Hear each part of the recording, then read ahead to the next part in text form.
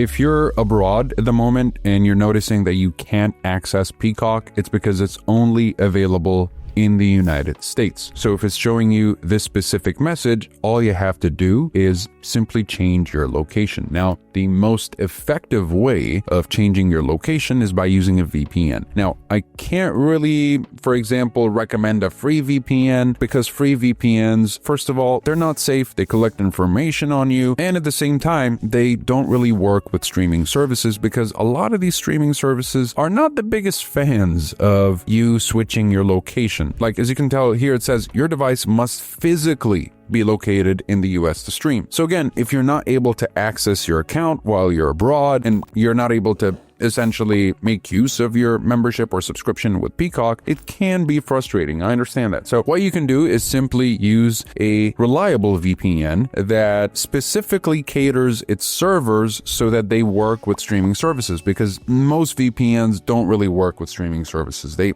actually struggle quite a bit. I've tested a lot of VPNs. To me personally, I like to use ExpressVPN because it's the fastest to operate. As you can tell, there are no fancy graphics or any kind of complicated user interface. It's just turn this on and you're good to go. You click this, you'll notice that there's VPN locations. You're going to click on a location where it's available. Peacock is only available in the States. So I'm just going to, I can either pick whatever state I want, or I can just let ExpressVPN pick for me. I'll just double click. It'll probably pick New Jersey for me. And as soon as I'm connected, as you can tell, it's very quick. All I have to do is just click refresh and I should have access to Peacock TV, but I have to remove this little part here that says unavailable and hit OK, and now I have access to Peacock TV, and it's as simple as that. Now, if I turn the VPN off and I go back to Peacock TV, well, all of a sudden you'll notice that it is again not available. So that's basically how you can do this. There are a couple of other VPNs that I would recommend, like Nord and Surfshark. Both of these are also basically very well tested. I've tested them with accessing Peacock, Netflix, Amazon, and not just one Netflix library, like a lot of Netflix libraries. They all have over 100 countries and they all work really well. Not just streaming services, but online stores or websites and services that are not available to you. Anything that is basically restricted within your location, all you have to do is just connect to the country of the product or service that you're trying to reach, and you'll be good to go from there. Now, all these VPNs are very quick, and again, they work with streaming services. If you're looking for something that is as easy to use as possible and is just super quick and snappy and uses the least amount of your computer resources, just go with Express. If you're looking for something that offers a lot more features,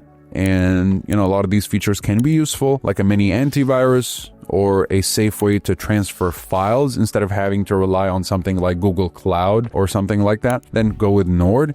And Surfshark is going to be the best budget option that gets the job done at the cheapest possible cost, while also giving you the ability to basically share it with as many friends and family members as you would like, because it allows for an unlimited simultaneous connections. So that is a very nice feature that Surfshark offers. Not a lot of VPNs do that, and most VPNs won't really work with streaming services. I believe this is the only VPN that works with unlimited simultaneous connections while also allowing you to access streaming services, and it allows for torrenting, of course, and just like all the other VPNs that I mentioned today, they all allow for streaming and torrenting, but Surfshark allows for unlimited simultaneous connections, while NordVPN allows for only up to 10, and Express between 8 and 14, depending on which plan you go for. So that'll be it for this video. Hopefully it helped you guys out. If you have any questions, feel free to ask me in the comments below. I'll drop all the links to all these VPNs in the description, including some discounts in case you end up picking those up, and that'll save you a little bit more money rather than just having to go directly to the website, which won't include any significant discounts. Thank you so much for watching. I'll see you in the next one.